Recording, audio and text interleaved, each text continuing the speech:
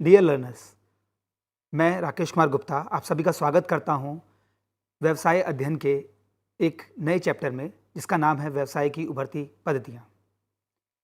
आज के इस भाग में हम चर्चा करेंगे ई कॉमर्स की अवधारणा पर, ई कॉमर्स और ई बिजनेस की परिभाषा व इन दोनों के बीच अंतर समझेंगे।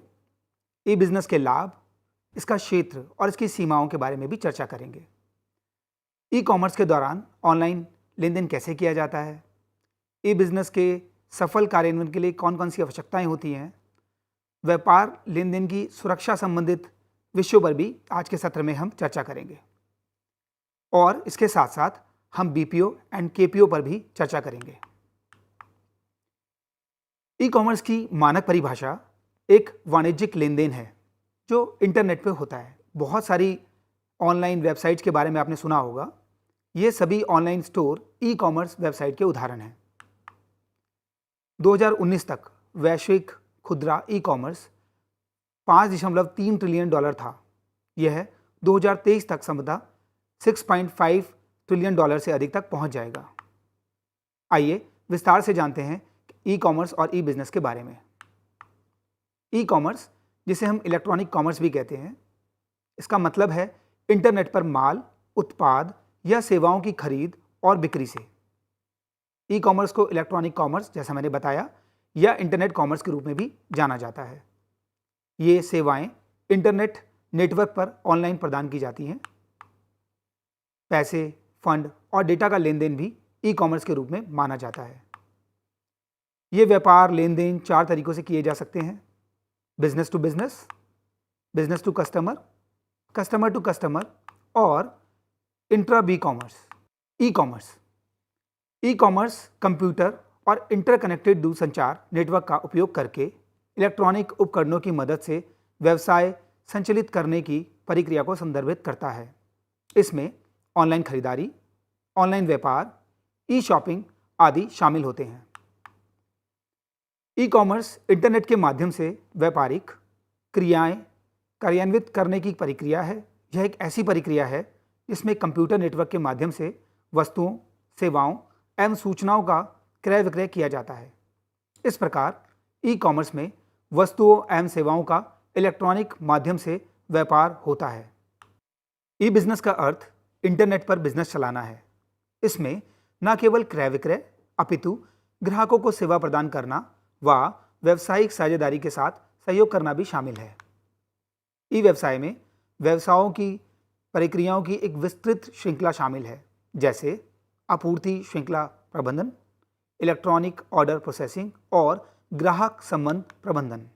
इसलिए ई बिजनेस प्रक्रियाएं कंपनियों को अधिक प्रभावी और कुशलता से संचालित करने में मदद करती हैं।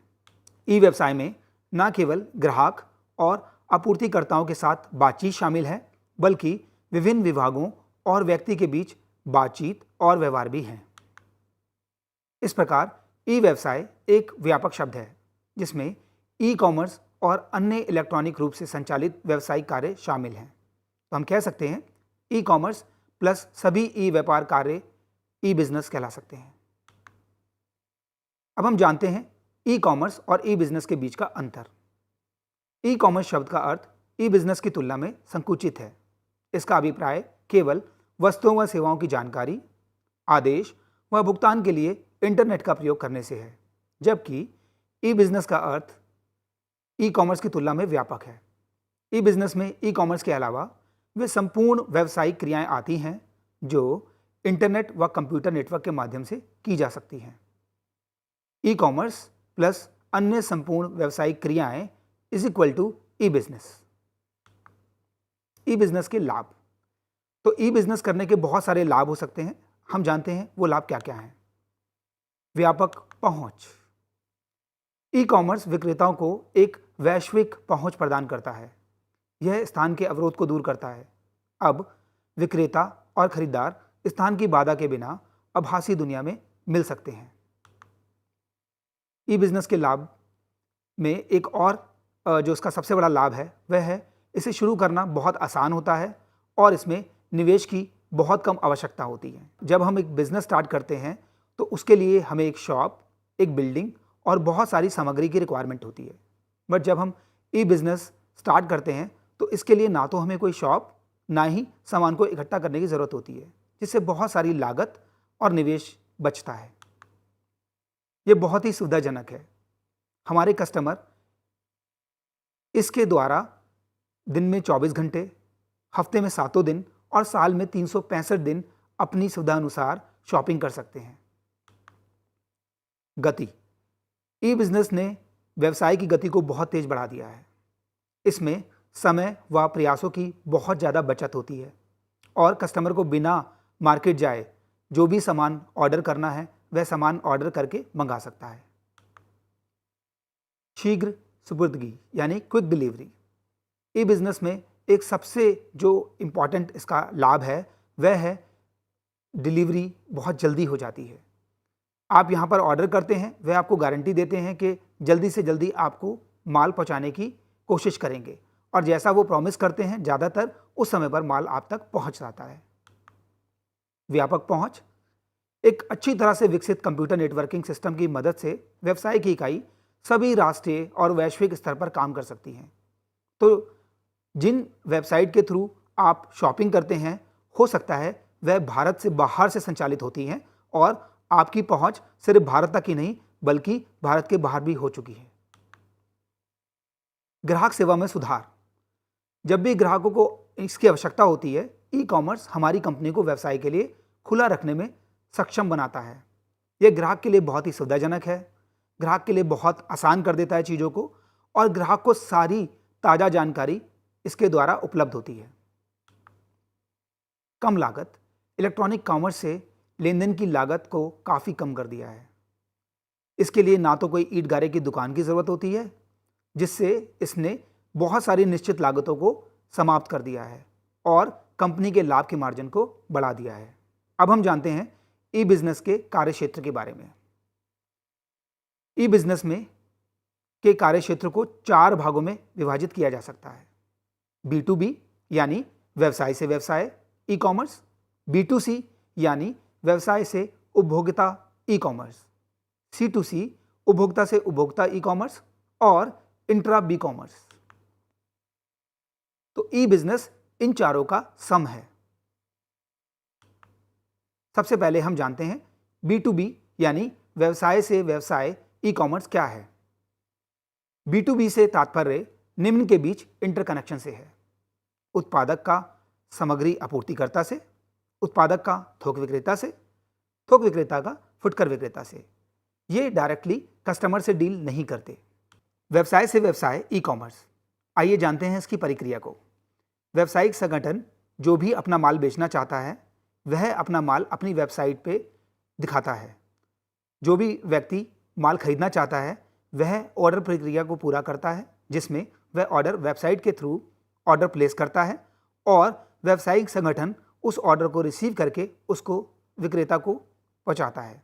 तो यहाँ पर व्यावसायिक संगठन भी एक विक्रेता है जो कि थोक विक्रेता के साथ संबंधित होता है और थोक विक्रेता उपभोक्ता को वह माल सप्लाई कर सकते हैं। व्यवसाय से उपभोक्ता यानी कि B2C ई कॉमर्स, इसमें उत्पादक उपभोक्ता को सामान बेच सकता है या फुटकर विक्रेता उपभोक्ता को सामान बेच सकता है। अब जानते हैं इसकी कार्यविधि के बारे में। व्यापारिक संगठन जो भी अपना सामान बेचना चाहता है वह वेबसाइट पे उसको दिखाता है। जो भी उपभोक्ता माल खरीदना चाहता है वह वेबसाइट पे उसका ऑर्डर करता है। व्यापारिक संगठन उसका ऑर्डर रिसीव करने के बाद उस ऑर्डर को उपभोक्ता को सप्लाई करता है। उपभोक्ता से उपभोक्ता ई कॉमर्स, इसमें दोनों ओर पर उपभोक्ता उस सामान के लिए सौदा करते हैं जिसके लिए कोई स्थापित बाजार तंत्र नहीं है।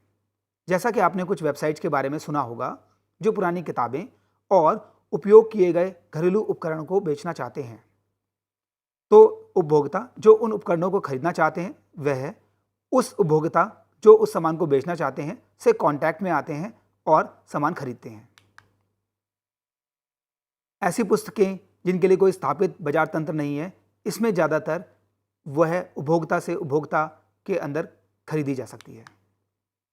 इसके कार्यविधि को हम समझते हैं।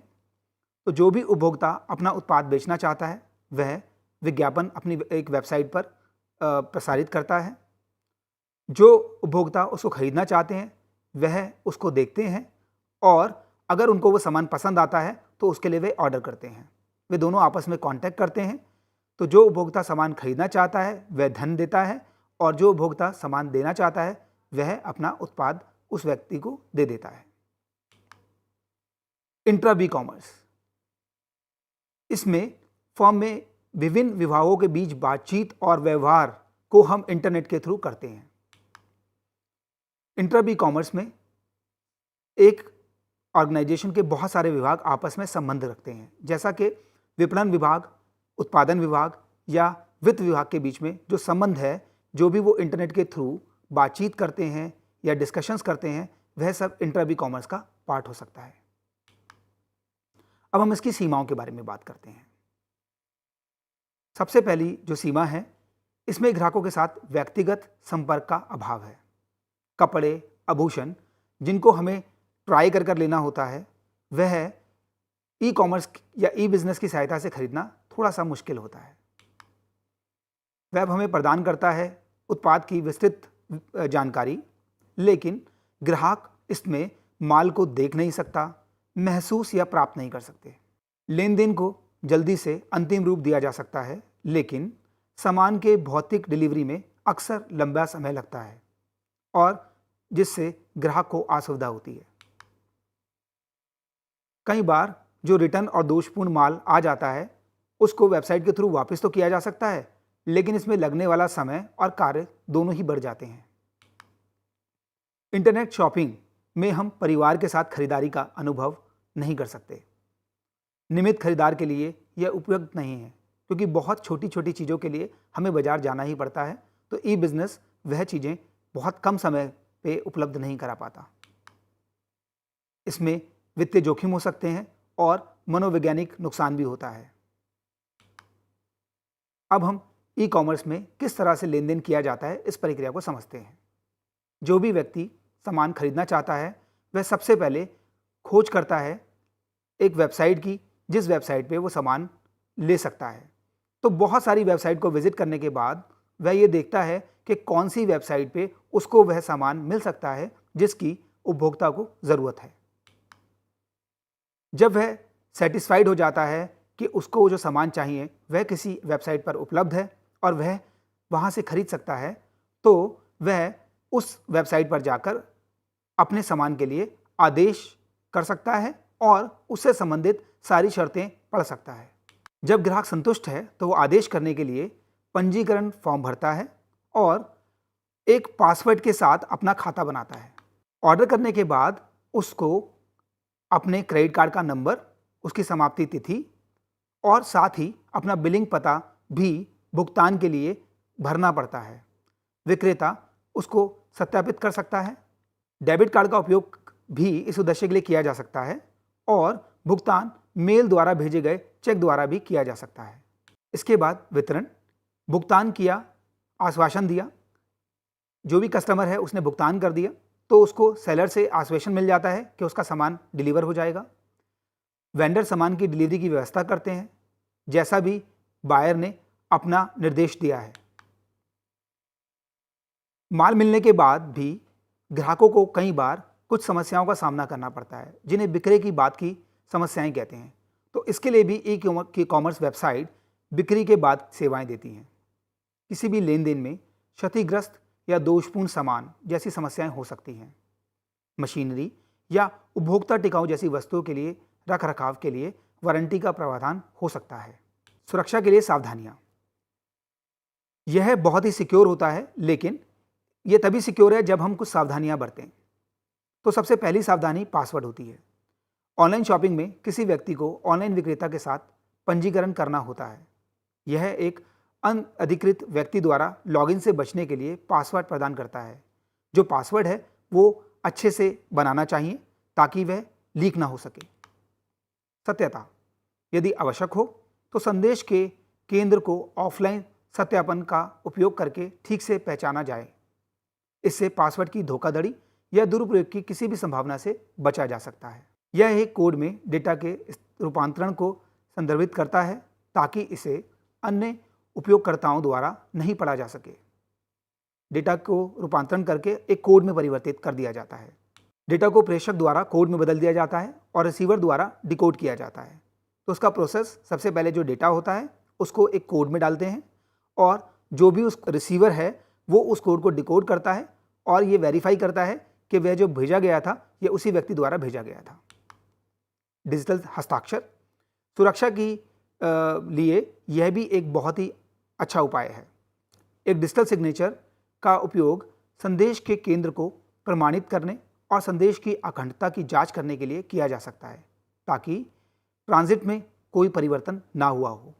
ट्रांसमिशन, प्रमाणीकरण और अखंडता के संदर्भ में डिजिटल हस्ताक्षर को बहुत ही सुरक्षित माना जाता है, बशर्ते इसे एक निर्धारित तरीके से बनाया गया हो या इसके इस्तेमाल करने वाले व्यक्ति के एक्सक्लूसिव नियंत्रण के तहत इसका उपयोग किया जाए।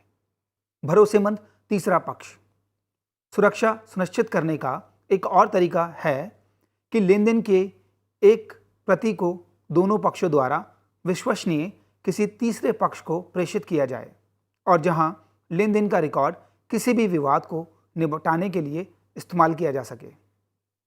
ऑनलाइन लेनदेन की भुगतान की विधियां। अब हम जानते हैं कि जो भी हमने ऑनलाइन में लेनदेन किया है उसके भुगतान के लिए क्या क्या विधियां हो सकती हैं। तो उसके भुगतान में हम कैश ऑन डिलीवरी या सुपुर्दगी के समय नगद देकर अपनी ट्रांजैक्शन के लिए भुगतान कर सकते हैं। इसके अलावा चेक, डिजिटल कैश या ई मनी, डेबिट और क्रेडिट कार्ड और नेट बैंकिंग के द्वारा फंड हस्तांतरित करके भी हम अपनी ट्रांजैक्शन के लिए भुगतान कर सकते हैं। ई व्यवसाय के सफल कार्यान्वयन के लिए क्या क्या आवश्यक है?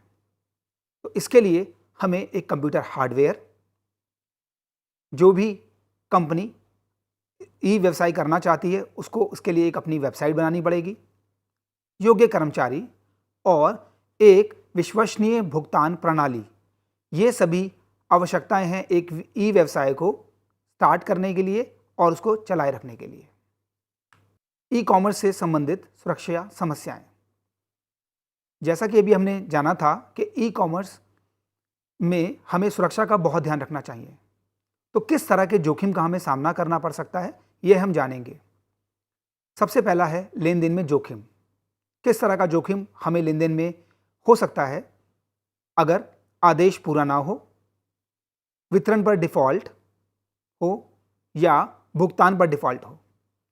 हमने आदेश किया लेकिन हमारा आदेश पेमेंट लेने के बाद भी हमें नहीं प्राप्त हुआ। जब हमने उसकी डिलीवरी के लिए बोला तो हमें डिलीवरी नहीं मिली और कस्टमर ने भुगतान करने के लिए कैश ऑन डिलीवरी फैसिलिटी का आवेदन किया था लेकिन वह कैश डिलीवरी पर पे करने में फेल हो गया। इम्पर्सोनिएशन या प्रतिरूपण। डाटा संग्रह और संचरण जोखिम। जैसे हैकिंग करके कोई हमारा पासवर्ड चोरी कर सकता है और हमारी जगह ट्रांजैक्शन कर सकता है। वायरस के थ्रू भी हमारा जो डाटा है वह खराब हो सकता है, चोरी हो सकता है। और कई बार ब्रांड हैकिंग भी हो सकती है, यानी कि किसी और ब्रांड का माल बेच कहकर हमें कोई दूसरा ब्रांड बेच दिया जाता है। ई कॉमर्स और ई व्यवसाय के बारे में जानने के बाद हम जानते हैं बीपीओ के बारे में, जिसे बिजनेस प्रोसेस आउटसोर्सिंग या व्यवसाय प्रक्रिया बाह्य स्रोतीकरण कहते हैं। आउटसोर्सिंग उस प्रक्रिया को कहते हैं जिसमें एक कंपनी अपने किसी आंतरिक कार्य के लिए दूसरी कंपनी के साथ समझौता करके वह काम करवाती है। आपने अपने विद्यालयों में देखा होगा कि आपके स्कूल में बहुत सारी कई फैसिलिटीज़ के लिए स्कूल दूसरे व्यक्तियों या दूसरी संस्थाओं पर आश्रित होता है। जैसे आपके स्कूल की कैंटीन स्कूल ना चलाकर कोई कैंटीन वाले चलाते हैं, या आपके स्कूल का ट्रांसपोर्ट स्कूल खुद ना लेकर किसी ट्रांसपोर्ट एजेंसी को हायर कर सकता है। इसी के साथ साथ आपके स्कूल का बुक स्टोर भी शायद स्कूल संचालित ना करता हो। इसी को हम बीपीओ कहते हैं। इसकी विशेषताएं या प्रकृति के बारे में समझते हैं। आउटसोर्सिंग में कुछ काम को अन्य फर्मों से कराने का अनुबंध करना शामिल होता है। इसमें संस्थाएं गैर मुख्य गतिविधियां आमतौर पर आउटसोर्स करती हैं। व्यावसायिक प्रक्रियाओं को एक कैपेटिव इकाई या किसी तीसरे पक्ष को आउटसोर्स किया जा सकता है। व्यवसाय में हम खुद ही गैर मुख्य गतिविधियों के लिए एक अलग से इकाई बना सकते हैं या उनके लिए किसी तीसरे पक्ष को हम हायर कर सकते हैं। अब हम जानते हैं इसकी आवश्यकताएं और लाभ। मुख्य गतिविधियों पर ध्यान केंद्रित करना जो आउटसोर्सिंग का सबसे बड़ा लाभ है। तो सबसे ज़्यादा इसका फ़ायदा उठाया जा सकता है कि जो भी हमारा संस्थान है वह केवल मुख्य गतिविधियों पर फोकस करे और अन्य गैर ज़रूरी गतिविधियों के लिए वह एजेंसी को हायर कर सकता है जो उस काम में एक्सपर्ट होती है। जैसा कि उदाहरण दिया गया था कि स्कूल में कैंटीन, ट्रांसपोर्ट या गार्ड जैसी सुविधाएं हम किसी दूसरी संस्था से हायर कर सकते हैं और स्कूल पढ़ाई के कार्य पर फोकस कर सकता है। बेहतर परिणाम प्राप्त करना, आउटसोर्सिंग के थ्रू हमारे परिणाम बेहतर हो सकते हैं। इसमें पूंजी को अवरुद्ध करने की आवश्यकता नहीं होती क्योंकि हम ये सारी सुविधाएं दूसरी एजेंसीज को हायर कर ले सकते हैं। मितव्ययता प्राप्त करना, इससे बहुत सारी बचत हो जाती है। सुचारू कार्य सुनिश्चित करना, हमारा काम कॉन्टिन्यूअस चलता रहता है और हम अपने मेन काम पर फोकस कर सकते हैं। व्यापार का विस्तार, अपने मुख्य गतिविधि पर फोकस करके हम उसमें विस्तार कर सकते हैं और अन्य गैर मुख्य गतिविधियों के लिए दूसरी एजेंसीज को हायर कर सकते हैं। यह हमारे देश में रोजगार की गति को बढ़ाता है और बहुत सारे लोगों को रोजगार प्रदान करता है जिससे आर्थिक विकास में सहायता मिलती है। इसका एक बहुत ही बड़ा फायदा है श्रमिक परेशानी से मुक्ति। अब हमें लेबर की परेशानी से मुक्ति मिल जाती है। अगर हमने एक गार्ड की एजेंसी को हायर किया हुआ है और हमें 10 गार्ड अपने स्कूल के लिए या अपने संस्थान के लिए चाहिए तो हमें उनकी किसी भी समस्या से, पर्सनल समस्या से कोई भी फर्क नहीं पड़ता क्योंकि हमें 10 गार्ड मुहैया कराना हमारी एजेंसी की जिम्मेवारी है और हमें श्रमिकों से डायरेक्ट कांटेक्ट करने की ज़रूरत नहीं पड़ती। बीपीओ का क्षेत्र, व्यावसायिक फर्म निम्नलिखित कार्यों का बीपीओ फर्म को बाह्य स्रोतीकरण कर सकती है। ग्राहक सहायता सेवा, टेली मार्केटिंग सेवाएं, ग्राहक संबंध प्रबंध, लेखांकन सेवाएं व मानव संस्थान प्रबंध। तो इन सभी के लिए हम आउटसोर्सिंग कर सकते हैं। जैसा कि भारत में बहुत सारी कंपनियों ने अपना कस्टमर हेल्प डेस्क और उससे संबंधित सारी सेवाओं के लिए आउटसोर्स किया हुआ है। बड़ी बड़ी कंपनियां स्वयं ग्राहक सहायता सेवा प्रदान नहीं करती बल्कि इसके लिए एजेंसीज को हायर करती हैं जो ग्राहकों की सारी सहायता करने के लिए उपलब्ध होती हैं। बीपीओ की जानकारी के बाद एक और टर्म है केपीओ, नॉलेज प्रोसेसिंग आउटसोर्सिंग, जिसे ज्ञान परिक्रिया आउटसोर्सिंग भी कहा जाता है। केपीओ का अर्थ है ज्ञान आधारित कार्यों का स्वतंत्र सेवाएं प्रदान करने वाली फर्मों को आउटसोर्स करना। एक फर्म कुछ निश्चित राशि देकर ज्ञान आधारित क्रियाओं जैसे व्यवसाय अनुसंधान, डाटा विश्लेषण, बाजार अनुसंधान, सर्वे इत्यादि को इस कार्य में विशेष ज्ञान वाली फर्मों को सौंप सकती हैं तथा अपना ध्यान मुख्य कार्यों पर केंद्रित कर सकती हैं। तो केपीओ भी बीपीओ का ही एक भाग होता है। अब हम जानते हैं केपीओ और बीपीओ में क्या अंतर है। केपीओ फर्मों को सौंपा हुआ कार्य ज्ञान व सूचना पर आधारित होता है जबकि बीपीओ फर्मों को सौंपा गया कार्य मूल रूप से परिक्रिया पर आधारित होता है। केपीओ का क्षेत्र, केपीओ का क्षेत्र भी बहुत ही विशाल है। इसके अंतर्गत व्यवसाय अनुसंधान सेवाएं, निवेश अनुसंधान सेवाएं, डाटा विश्लेषण, बाजार अनुसंधान सेवाएं, मूल्यांकन एवं निष्पक्षता राय, कानूनी अनुसंधान सेवाएं या पेटेंट अनुसंधान सेवाएं जैसी सेवाओं को हम ले सकते हैं ऐसी एजेंसियों से जिनको इस सेक्टर के अंदर महारत हासिल होती है। केपीओ की आवश्यकता एवं लाभ। केपीओ फर्म अपने ग्राहकों को आईटी व अन्य ज्ञान से संबंधित समाधान प्रदान करती है। कम लागत पर यह वे सारी सेवाएं प्रदान करती हैं जो कि अगर फर्म खुद अपनी तरफ से कोशिश करे तो उसकी लागत बहुत बढ़ जाती है। ग्राहक मुख्य क्रियाओं पर ध्यान केंद्रित कर सकते हैं और अपनी नॉलेज से रिलेटेड जो सेवाएं हैं वह किसी दूसरे को आउटसोर्स कर सकते हैं। इससे कार्यकुशलता व उत्पादकता में वृद्धि होती है। इसी के साथ ये सेशन समाप्त होता है। Thank you.